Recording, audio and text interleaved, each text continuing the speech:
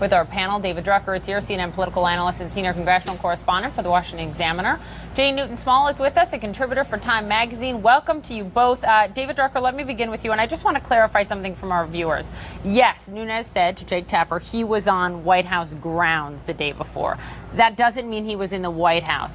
Our Jeff Zeleny is reporting he was at the National Security Council offices. That's in the Eisenhower Executive Building, which is on White House grounds, which is a place where you view classified information in a secure room. Just to be clear, though, when you're on the White House grounds, you go back and forth between the White House and the old Executive Office Building, which is essentially an extension of the offices of the White House. Fair. I mean, it doesn't mean he was in the Oval, but it means that he was there trying to check out information, or the truth is we really don't know exactly what he was doing. Now, look, I think there's something that is interesting to understand about Chairman Nunes. Before he was chairman of the Intelligence Committee, he was a member of the committee, and he never hesitated when it came to going around leadership on the committee if he felt like something wasn't being looked at.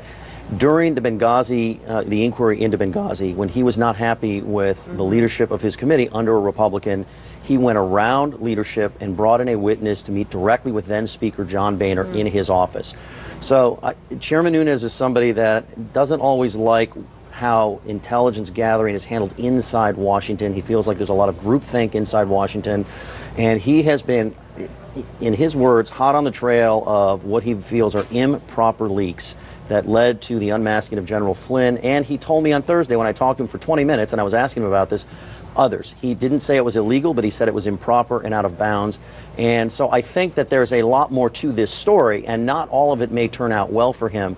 But I think to understand the character of Chairman Nunes, this is not surprising to me that he would sort of go around the edges here to try and ferret out information and get it out into the public. The part about this, again, the timeline, Jay, is that he was on White House grounds in the old Executive Office Building the day before he rushed to the White House somewhat dramatically to inform the president of something that he was next door confirming the day before. The timeline's a problem here. It is, absolutely, because it definitely makes it seem like somehow he got that information from the White House and then returned to the White House to the president himself and said, this is really, this is what happened, and you're right to some degree that some of your communications may have been slept up. You weren't actually wiretapped, but it does make it seem like the information came from the White House, came from a source in the White House, because there are plenty of places, plenty of what they call SCIFs or secure rooms, where you can view classified information. There are plenty of places on the Hill where you can do that. There are plenty of places, the CIA, the National Director of Intelligence's offices, the FBI. I mean, you can go to a gazillion places in Washington. So Jay, why would you specifically go there? Just to jump in, I mean, that you nailed it, right? I mean, that's the key question that we had is, are there these offices, these rooms, these secure places on the Hill where he could have just gone? David Drucker, and Jay just answered that, yes, indeed. So, and that's part of why I don't believe in parsing, the old Executive Office, the Eisenhower Building, the White House. He's on White House grounds, which means he's. By the way, his staff didn't know where he was going. He got out of the cabin. He's talking, right, and he's talking to administration officials or somebody. Look, even if he's talking to Mike Pompeo, the CIA director, who he knows very well, who he recommended for the job of CIA director. That's he's allowed to talk to, by the way. Right, and there's nothing wrong with it, but that's still an administration official. And there is, when I talked to Nunes, what he told me is, look, I have sources I've been cultivating for years, and if I explain too much of where this information come from and how I obtained it, because remember, he had only viewed it. When he announced this information, he had no documentation. He was hoping to get it from the NSA on Friday, but he had no documentation. But that's his explanation. He is going to have to explain more if this starts to look like he was coordinating with the White House to provide the president cover, because that's what we're really talking about here. He's physically performing his oversight duty, right? He is in charge of congressional oversight over House intelligence. He is physically performing that oversight duty on the grounds, of the executive that he's overseeing. That's a problem.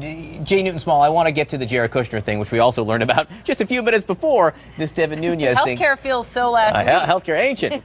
Jared Kushner will answer questions from the Senate Intelligence Committee about meetings he had with the Russian ambassador. Again, a lot of people apparently met with the Russian ambassador, but also now we're learning about meetings with a Russian banker who worked at a bank that had been under some sanctions imposed by the Obama administration.